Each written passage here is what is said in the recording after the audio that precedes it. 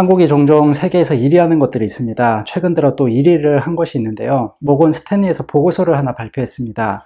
한국은 1인당 명품 소비 1위 국가라고 합니다. 작년에만 21조 원을 명품 옷과 가방을 사는 데 투자했다고 합니다. 고가의 자동차 회사들도 한국의 구매력에 놀라고 있다고 하는데요.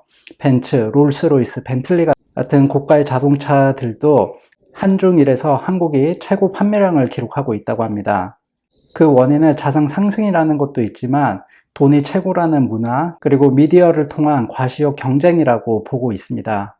베블런 효과라고 아시나요? 소스타인 베블런이라는 경제학자가 있습니다. 이 사람이 말하기를 사람은 합리적인 존재가 아니다. 사회적 지위를 과시하려고 아무 쓸모없는 소비를 한다고 말을 했습니다. 명품은 질이 좋아서 한 번 사면 오래 쓸 수 있어. 차는 안정성 때문에 국산차보다 외제차를 타야 해. 이런 것들이 겉으로는 합리적으로 보이지만 사실은 과시욕일 수도 있다는 것이죠. 남들이 함부로 가지지 못하는 것을 내가 소유했을 때 나는 이런 사람이야 라고 이제 보여주는 과시욕을 행사하는 거죠. 루이비통이나 샤넬이 명품 가방의 가격을 낮추지 않고 계속 올리는 것도, 벤츠도 할인을 하지 않고 매년 가격을 상승하는 것도 다 베블런 효과라고 보시면 됩니다. 지금은 고인이 된 고 이열영 선생님께서 럭셔리에 대해서 이런 말을 했습니다. 본인은 소유에 의해서 럭셔리를 판단하지 않는다고 했습니다. 가장 부유한 삶은 이야기가 있는 삶이라고 말을 하셨습니다. 즉 스토리텔링이 럭셔리한 삶을 만든다고 했습니다. 예를 들어 세일을 해서 산 다이아몬드와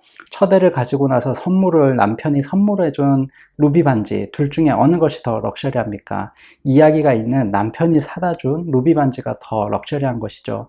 마찬가지로 시즌이 지나고 낡은 스카프지만 어머니께서 물려주신 것이라면 그것이 바로 럭셔리라고 하는 것이죠. 우리는 겉으로 번쩍번쩍 거리는 것을 럭셔리라고 하지만 내면의 빛은 반짝거리지 않습니다. 거꾸로 빛을 감추고 있습니다. 어린 왕자를 쓴 생덱쥐베리도 어린 왕자에서 이런 말을 합니다. 가장 중요한 것은 눈에 보이지 않아 라고 썼습니다. 어느 정도는 동의합니다. 겉으로 치장하는 것보다 소중한 내면을 다루는 것이 더 중요하다고 생각합니다. 물론 돈이 여유롭고 풍족한 삶을 살고 있으면 명품을 사는 것은 잘못된 것은 아닙니다.